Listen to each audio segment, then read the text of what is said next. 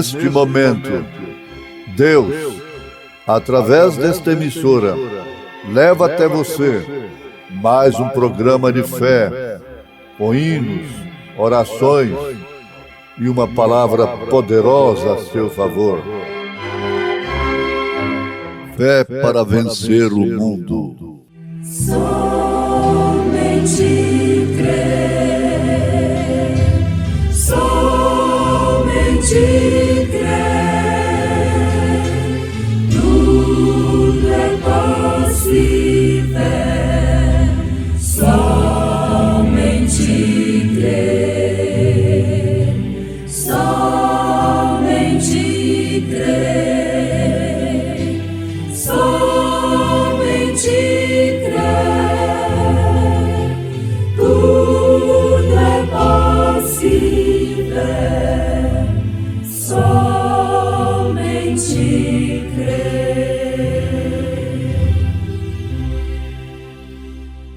Mas agora são bondinhos de menos idade do que eu, cujos pais teria eu desdenhado de pôr com os cães do meu rebanho. Pois de que me serviria a força das suas mãos, homens nos quais já pereceu o vigor? Creio em ti, ao ver que a chuva cai e faz a flor nascer.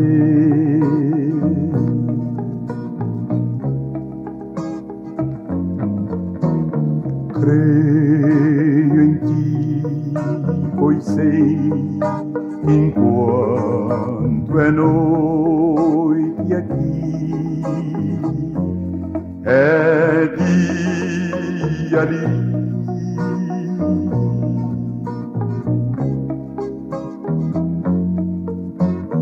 Creio em ti, porque me deste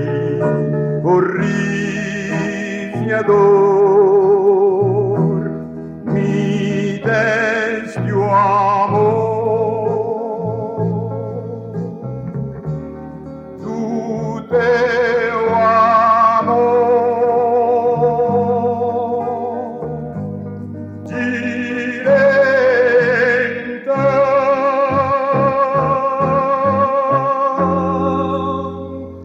creio.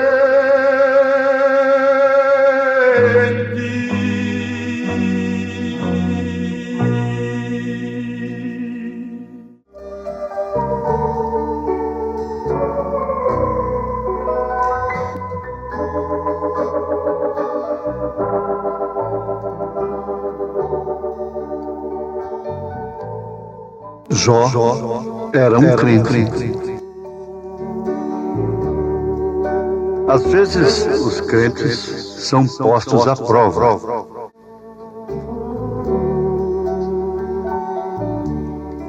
Pois bem, Jó era também um crente. E os crentes são postos à prova. Isto quer dizer, ninguém pode medir a sua força sem pegar o peso. O peso é a prova da força. A força é a prova da fé. Todas as vezes que uma pessoa se declara crente, ela tem que está, antes de tudo, convicta de que enfrentará provas daquela confissão. Ou seja, ela terá que dar prova ou provas daquilo que ela está declarando. Pois cada filho que vem a Deus deve ser, inclusive, corrigido. Porque, segundo as palavras de São Paulo, todos aqueles a quem Deus toma como filhos devem ser disciplinados, corrigidos e também provados. Isto resulta em treinamento como filho. Era costume lá no Oriente, lá em Israel, o filho ser posto sob os cuidados de um tutor, que era um mestre. Então aquele pai entregava aquele filho para um mestre que tivesse, antes de tudo, condição moral, condição familiar, condição de ser não apenas um ensinador teórico, mas um exemplo para o seu filho. E então o que acontecia? Quando chegava a determinado tempo da vida daquele rapaz, daquele filho, o mestre chamava o seu pai e dizia: pois bem, o seu filho está aprovado. Ele pode receber agora a adoção. Hoje os filhos nem sabem realmente o que significa isto. Por serem filhos, gozam de todos os direitos e muitos deles esbanjam de uma maneira perversa, inconsequente, irresponsável, aquilo que seus pais ganharam com tanta dificuldade. Mas lá não.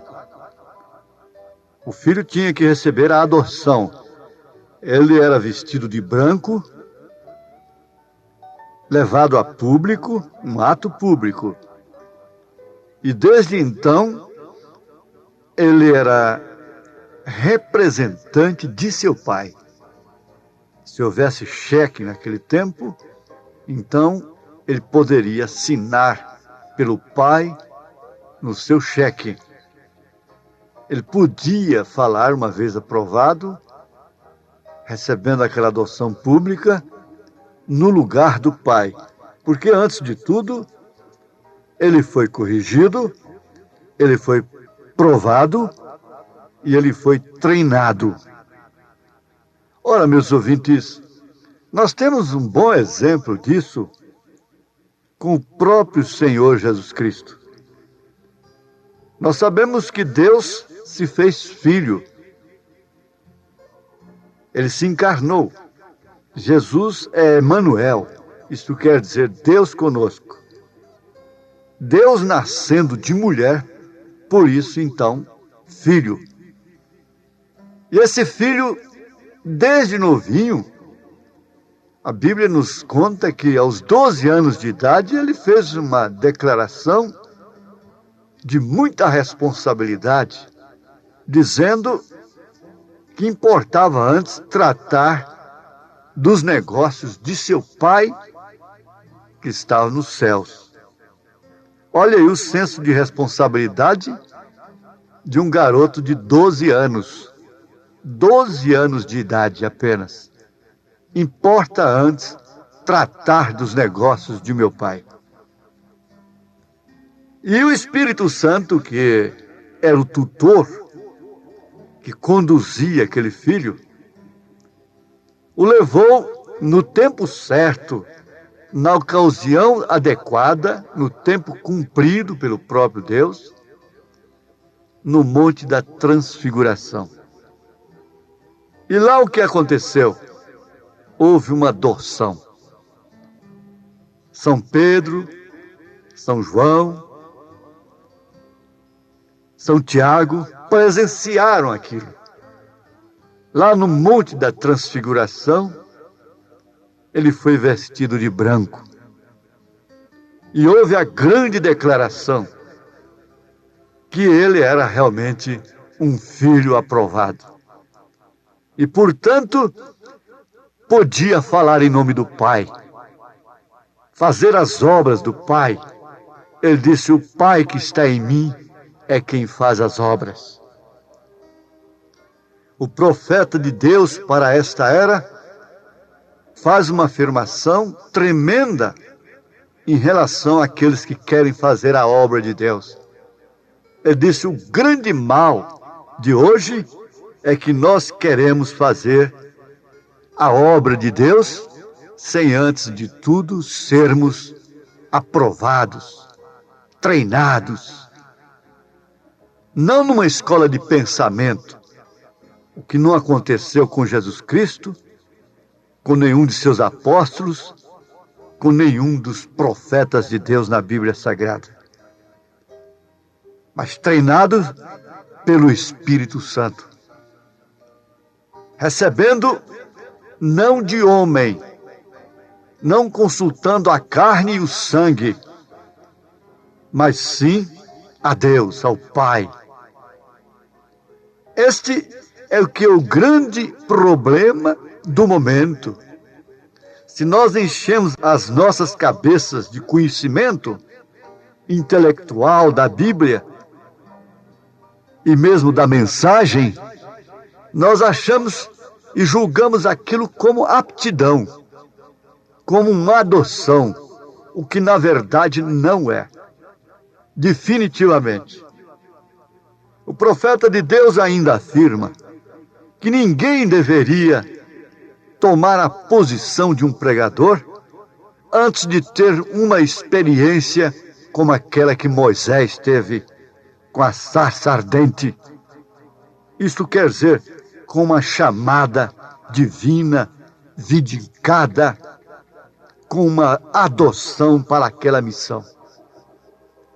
Aí está o grande fato que deveria interessar até mesmo as próprias crianças que nos ouvem, às mulheres, aos homens, aos indoutos, aos sábios, aos ricos, aos pobres. Todo mundo deveria interessar-se por isto. Saber se primeiramente, antes de ouvir determinada mensagem, determinada pregação, de onde está partindo aquilo? De que fonte aquilo está vindo?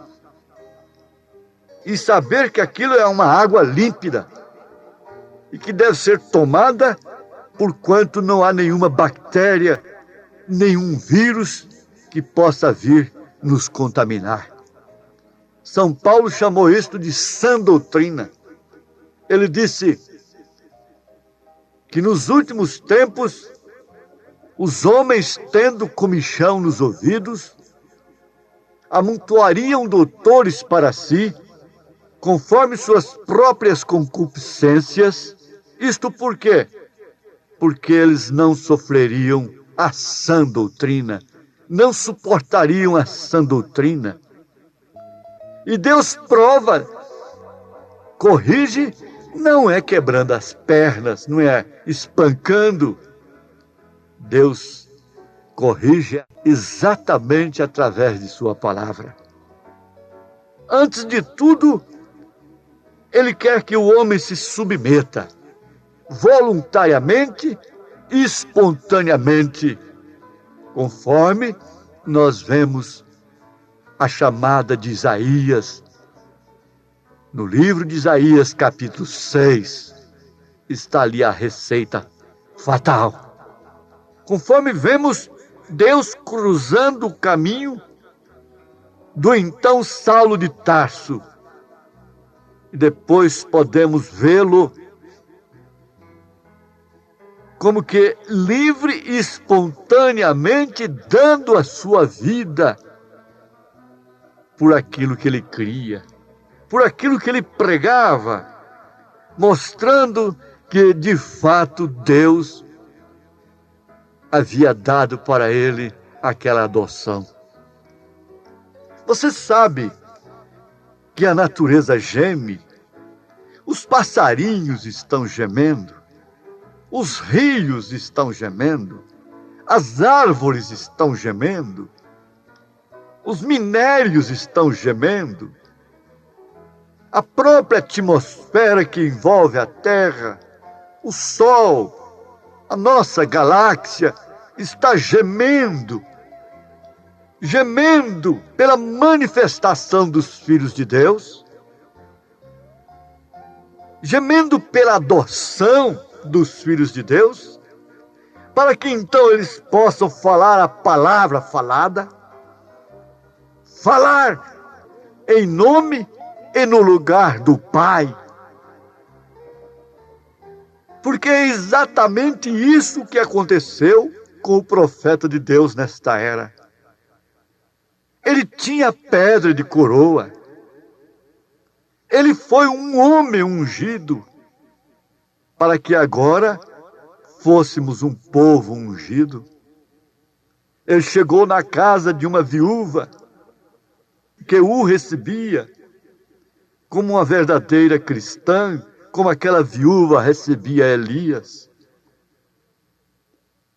E lá ela tinha 2 filhos inconversos, que não haviam passado pela experiência da salvação.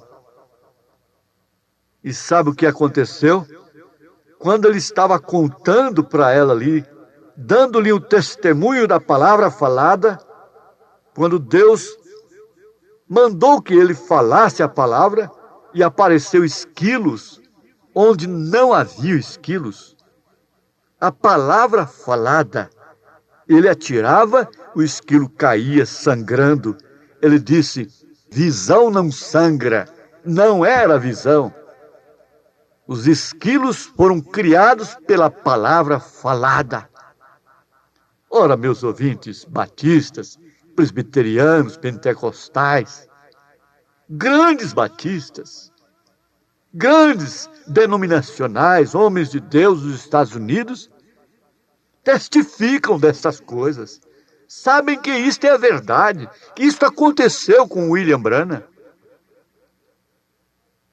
Eles o convidavam para pregar em suas igrejas. É preciso saber disso, porque eles criam nele, como homem de Deus. Os nossos irmãos assembleianos deveriam saber, como um deles me contou lá nos Estados Unidos, experiências tremendas da palavra falada através do irmão Branham. E que através do ministério do irmão Branham, a Assembleia de Deus ganhou quase 1 milhão de membros nos Estados Unidos, através de seu ministério. Quase 1 milhão de membros. E quando ele estava contando essa experiência dos esquilos para aquela viúva, a irmã Hattie Moser, o que aconteceu? Ela, como Jó, era uma crente. Ela creu na palavra falada. E quando ela disse: eu creio, irmão Branham, mesmo sofrendo como ela estava sofrendo, provada como ela estava sendo provada, ela disse: eu creio. E quando ela afirmou: eu creio, uma manifestação especial do Espírito Santo que acompanhava o profeta desceu sobre ele ali naquela hora. Os 2 rapazinhos estavam rindo de lado, lá no canto da sala, sentados lá, rindo. A irmã da irmã Hattie Moser estava na cadeira de rodas, paralítica. Mas sabe o que aconteceu? Ele disse: irmã Moser, peça, fale agora. E o que você falar vai acontecer. Você é pobre, você luta com dificuldade. Se você pedir $1 milhão, isso virá na sua mesa agora. Assim diz o Senhor. Já pensou isso agora, para esse mundo que vive atrás de prêmios, hein? Vendendo a alma em troca de prêmiozinhos, de jogatina, de loterias? Ela não pensaria 2 vezes. Tá certo, irmão Branham, manda descer esse $1 milhão. Eu quero dar os dízimos dele e eu quero fazer alguma coisa também pelos outros. Mas não, ela não quis $1 milhão. Ele disse: você tem sua irmã paralítica, peça a cura dela e ela andará agora. Agora, a irmã Hatmuser tinha visto muitas vezes paralítico andar nas reuniões do irmão Branham, do profeta desta era. Assistido, eu a conheci lá nos Estados Unidos. Eu estou dando um testemunho. Então o que aconteceu? Quando ela abriu a boca, ela disse: não, irmão Branham, eu peço agora é a conversão dos meus filhos. Eu não quero $1 milhão, nem tampouco a cura da minha irmã paralítica. Eu quero a salvação das almas de meus filhos. O profeta apenas olhou para eles e eles começaram a chorar. E estavam lá na igreja, depois lavando os pés uns dos outros. Foram batizados em nome do Senhor Jesus Cristo. E participaram então da ceia, se converteram ao Senhor Jesus. O crente é aquele que crê. Nós pregamos um Deus que para curar enfermos tem que fazer 7 dias não sei o quê, uma corrente não sei o quê. Tem que dar dinheiro primeiro. Tem que fazer tanta coisa primeiro. Não. É um Deus que, em primeiro lugar, você precisa crer. Todos quantos se aproximam dele com fé, agora, você sabe que você está ouvindo uma palavra na qual você pode crer, como entre a vida e a morte. Saibam, minhas irmãs sofredoras, igreja do Senhor Jesus Cristo, igreja noiva, eu não posso vos dar nada. Para começar, como homem, eu sou um fracasso. Mas aqui está quem pode todas as coisas. Quando Paulo disse: posso todas as coisas naquele que me fortalece. O que acontece? O que aconteceu com ele? O que aconteceu com Jó? O que aconteceu com a irmã Hatmuser? Não é só para eles. Se as provas não foram somente para o nosso irmão Jó, se as provas de uma viúva pobre, paupérrima, não foram somente para a irmã Hatmuser, elas são para nós também. Mas se o último estado de Jó não foi somente para ele, a grande bênção da irmã Hatmuser, da palavra falada em sua casa, também não foi só para ela. É para você também que crê. É para nós também. E que Deus te responda agora na sua fé, em nome do Senhor Jesus Cristo. Amém. Tem fé em Deus, em seu amor, mesmo se o caminho negro for. Tem fé em Deus que lá do além os mundos na amplidão sustém, e pode ouvir em seu amor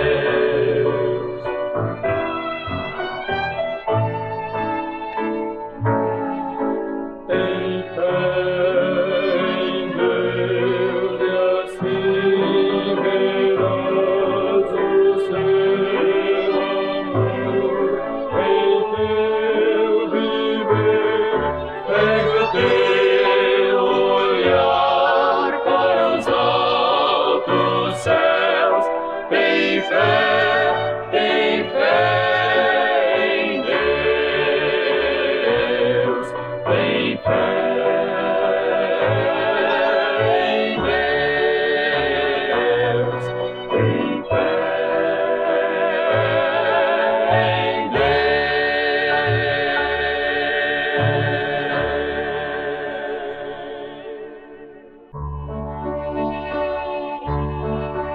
Tem fé em Deus e em seu amor, mesmo se o caminho negro for.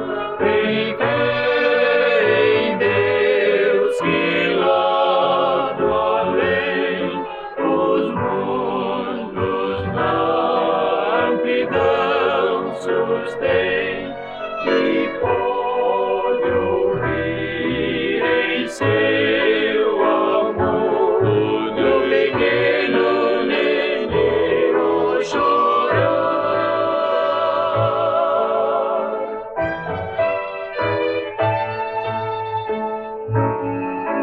Tem fé em Deus e assim verás o seu amor em teu viver. Ergue o teu olhar para os altos céus. Tem fé em Deus.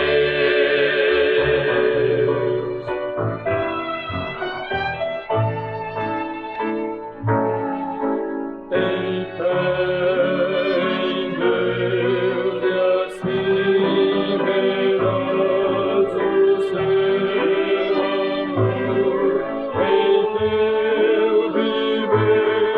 Pega o teu olhar para os altos céus. Tem fé